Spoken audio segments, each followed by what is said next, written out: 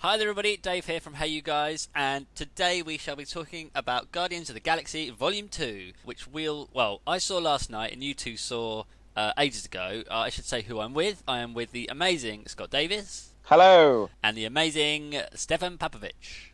Hello. We've got Uh, people who are actually listening to this who think I'm from sort of Russia. I quite like that. you need to put on an accent. I know. Or you'd need a surname like mine. So you guys saw the film last week for junkets and premieres, and Stefan, why don't you start by telling us all about it? What's it about, and how does it sort of connect to the previous one? Well, it connects because it's a sequel, Yeah, right? I've done my research. Yeah. It's so obviously Chris Pratt is playing Peter Quill, the Star-Lord, and the film is quite a personal tale, really, because it obviously we learn in the first movie that his mother passed away, and that's his kind of tie-in to Earth, which is obviously where he's from. But his father's identity has always been a bit of a mystery. So while he's kind of traveling around the galaxy, when he's with Gamora, Zoe Saldana, and there's Drax played by Bautista, and obviously with Baby Groot in this instance played by Vin Diesel, and obviously Rocket, which is Bradley Cooper. He's actually introduced to a character called Ego, who is played by Kurt Russell, who claims to be his father. It's hard to say too much more from that point onwards. I think that's really the base narrative. I know with superhero movies, you've got to be quite cautious on how much you give away for spoiler purposes. But that's the kind of idea in this. Is that it's quite a personal, sort of quite intimate character study about Peter Quill, really, and just his own kind of identity and his own background. But obviously, in and amongst that is a lot of action and a lot of really fantastic, stupid action sequences, which are really easy to enjoy. It's very funny, isn't it? Oh, it's really funny. I mean, it's got, because in the first, literally in the opening kind of scene, it has Baby Groot try and find some speakers to try and play music while they're having a big fight. Massive rock. And I sort of panicked a little bit and thought, is this a good? I don't know. It felt instantly like, oh, that worked in the first. Let's try and emulate in it. And I think sometimes when filmmakers try and do that, it can actually backfire when they kind of know what works. They try and kind of appease fans in that way. But the second the song came on, which was Mr. Blue Sky, and the action started, and Drax was being thrown around the kind of screen mercilessly, it just worked straight away. And I thought, actually, this is going to be great, and I could just tell, and it really was. And what did you think of it anyway, Scott?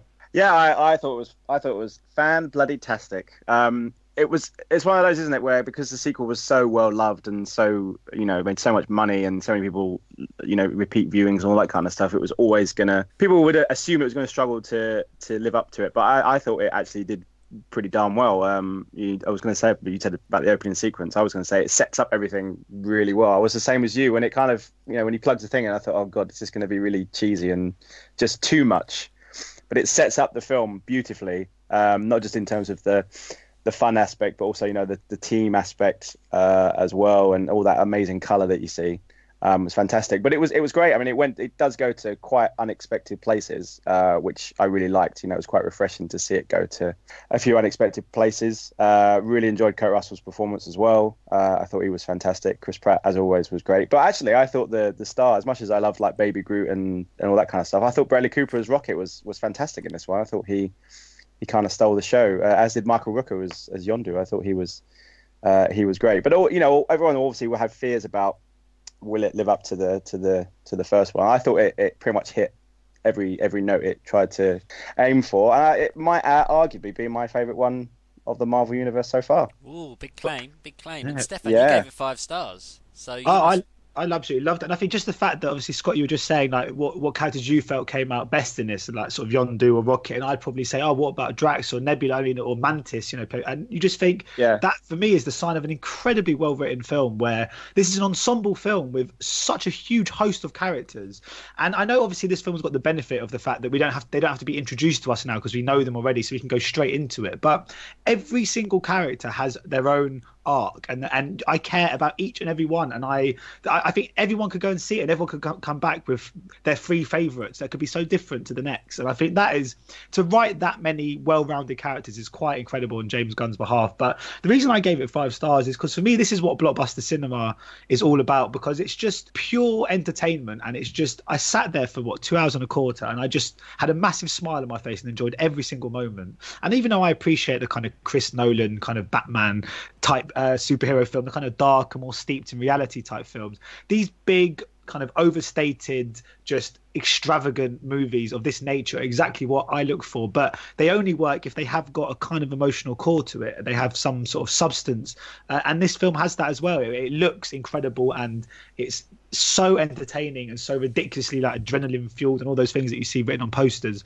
But at the same time, it had something quite deep about it. You know, I actually cared about some of the characters, and there were a few scenes that were quite well judged in that regard. I think this is what I look for personally in blockbuster movies. I think a lot of people get different things out of it, but I gave this 5 stars because this is what I go to the cinema to see when I pay money to see a big blockbuster. This was perfect, I think. And James Gunn's already confirmed to be writing and directing the third one, which is amazing news, isn't it? Because he's the guy, he's the genius behind, you know, this franchise. He's the guy who writes the amazing characters and puts it all together. And I think the editing is just second to none as well. It's just, it couldn't be better, really. Yeah, I think it's great that he's doing the third one as well. I think something that Stefan just alluded to about the Nolan movies is that he made all 3, and it was kind of an enclosed trilogy. And I like the fact with this one as well that it's, not to give any spoilers away, but it's still its own entity, isn't it? It's still its own kind of group of people and its own beast, if you like. So that he's going back for the third one to kind of complete the little trilogy, and amongst all this massive universe, I think is fantastic. But you're right. I mean, the editing's fantastic. I mean, for me, I thought it's so colourful and so wonderful that even that, going to the cinema and seeing such amazing, you know, colour swirling around you and all these amazing characters, and at the core of it, as Stefan said, you know, to have such depth of character and have some great relationships between the characters, whether it's father and son, whether it's sisters, whether it's, you know, even the Drax and Mantis kind of strange relationship was actually quite sweet in a way, you know, the way that they were, Drax kind of puts her down, but actually it's quite a sweet natured relationship. And the fact that they do that great thing where he kind of, again, not to give away too many spoilers, but he puts different characters together in different places rather than it being, you know, Gamora and Star-Lord or something like that. It's actually kind of mixed up the characters, and Rocket and Groot go off and do their own little thing and whatever. So I thought that was fantastic and kept it nice and fresh. And there's 5 post-credit sequences, so make sure you stay and watch all of them. Was there a standout performance for you, or do you think it was too hard to judge because the characters, like you say, were all so well written?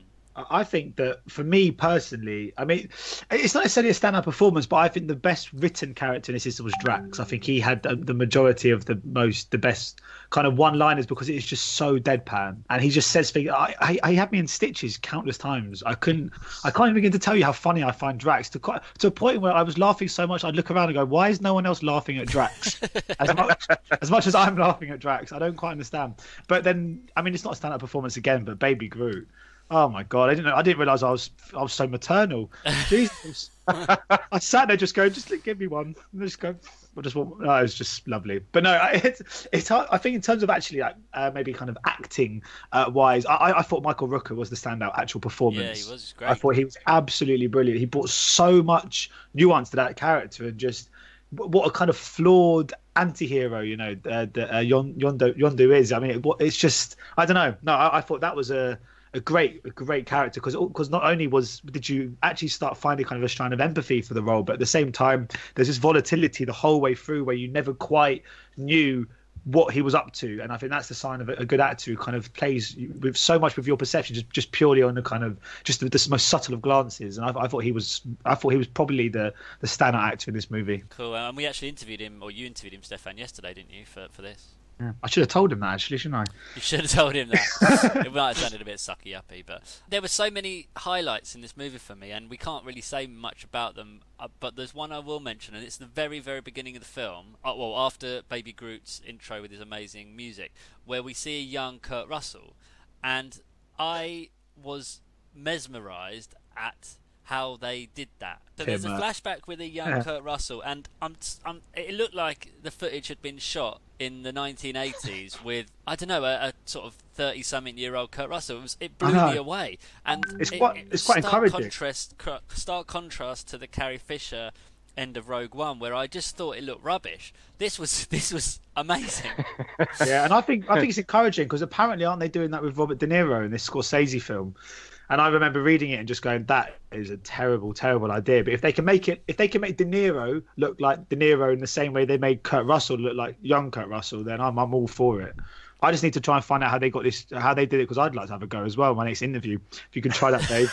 Maybe look 18 again. I'll see what I can do. That's 3 for 3 that Marvel have done now, because they did Downey Jr. in Civil War, which was as if it was Downey Jr. in the early 90s when Carrie it was Fisher in was Batman. rubbish. And then the best one so far for me is when they did Michael Douglas in Ant-Man. That was just that's true too. like watching him great, in the late in Black Rain or My Basic Instinct, or even earlier than that. It was incredible. And they're also thinking of, there's rumors going around that they're going to do it with Sigourney Weaver for Alien, as in, obviously the Alien movies are prequels, and that they might try and get Ripley in and de-age her with CGI so that she can be back in the movies as Ripley.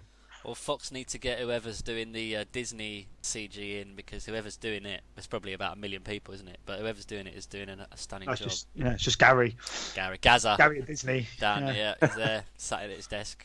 Cool. So 5 stars from Stefan. Scott? I would say 4.5. I'm probably a 4. Do you know I'm a 4?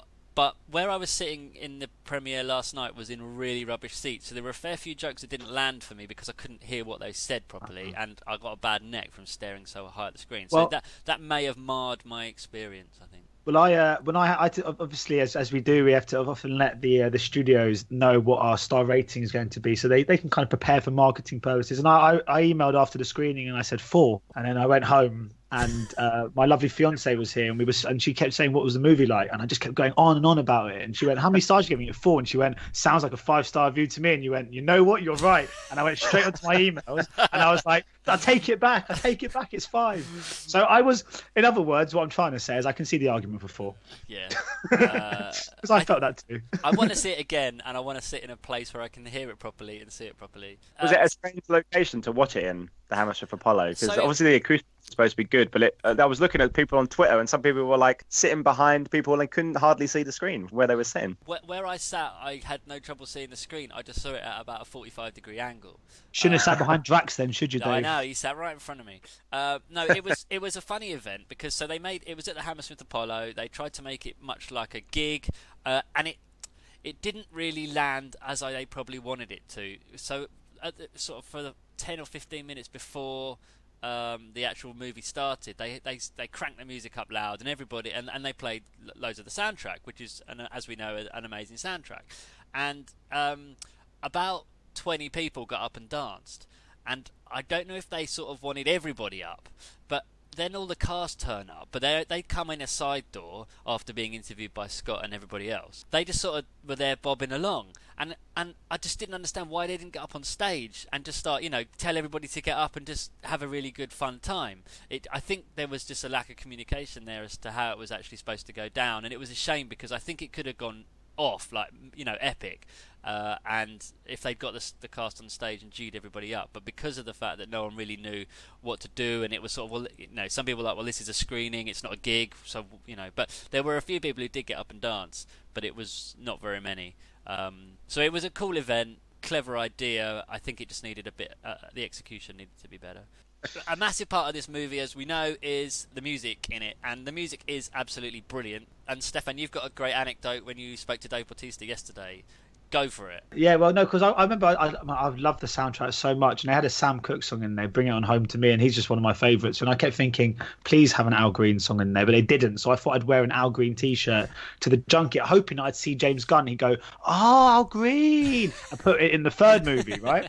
That was the idea. But I didn't see him. But I did go in to interview Bautista, and then when I walked in, and he said, "Oh, I like your T-shirt, it's cool." And then I said, "Oh, that's fun." He said, "I like looking at Al Green's face, probably more nice looking at Al Green's face than mine," which is why his eyes just kept sort of slowly going down to my chest area.